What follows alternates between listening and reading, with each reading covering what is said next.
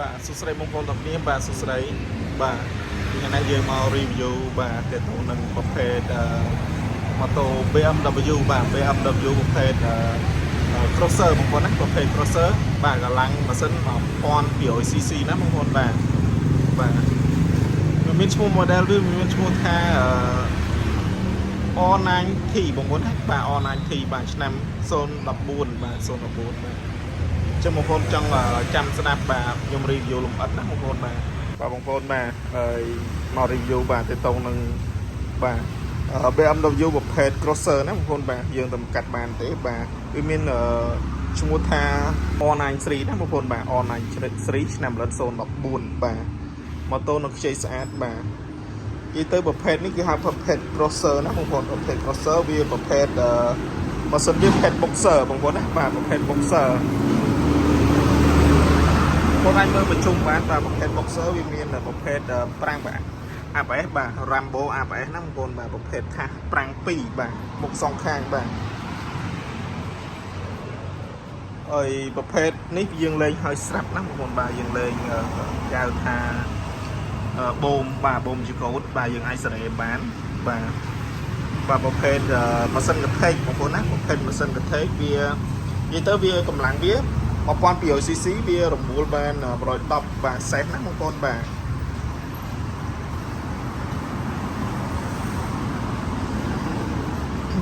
ចឹងចាប់ពីផ្ទៃខាងក្រោមទៅលើខាងកែបបាទវាមានកម្ពស់វា7.85 សង់ទីម៉ែត្រណាបងប្អូនបាទចិត្ត8តឹកបងប្អូនបាទនេះល្មម1.60 ម៉ែត្រ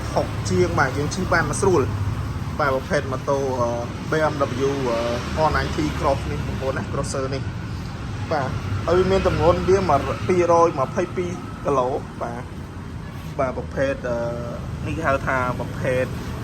បាទប្រើកលែបងប្អូនណាបាទអែមែនតើបងប្អូនបាទវាប្រើសាក់ស៊ីមួយខាងណាបងប្អូនបាទប្រើកលែសាក់ស៊ីមួយខាងស្អាតមែនតើបាទហើយពពាក់ដោយបាទពពាក់ដោយស៊ីម៉ាំងអាក្រាបហ្វិកស៊ីនបងប្អូនអាក្រាបហ្វិកស៊ីននេះបាទតម្លៃវាដោយក្នុង$3000ដែរបងប្អូនបាទយកមកលេងបងប្អូនបាទបងប្អូនអាចចេញមើលបានបាទហើយមានចង្កឹះលេខ6វគ្គណាបងប្អូនបាទ6លេខបាទហើយចំណុះធុងសាំងវាមានចំណុះ18លីត្របងប្អូនណាអញ្ចឹងបងប្អូនដែលប្រភេទស្រឡាញ់ប្រភេទ BMW R9T បាទប្រភេទ crosser បាទអញ្ចឹងម៉ាស៊ីនវាបើយើងនិយាយភាសាខ្មែរបណ្ដោយបាទម៉ាស៊ីនវាប្រភេទម៉ាស៊ីនគេហៅថា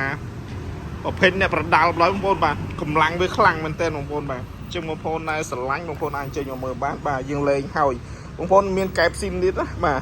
អាកែបលេងនេះគឺមានកែបស៊ីនឲ្យបងប្អូនបាទ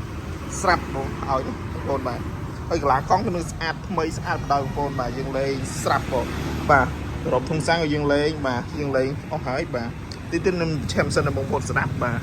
កប់សេរីចឹងបងប្អូនដែលស្រឡាញ់ប្រភេទបាទ BMW 1200cc ណាបងប្អូនបាទប្រភេទ crosser អញ្ចឹងបងប្អូនអាចចេញមកមើលបានបាទនេះបងប្អូនបាទបងប្អូនមើលបាទអែមបណ្ដោយបងប្អូនបាទកប់សេរីបាទបងប្អូនកែកប់សេរី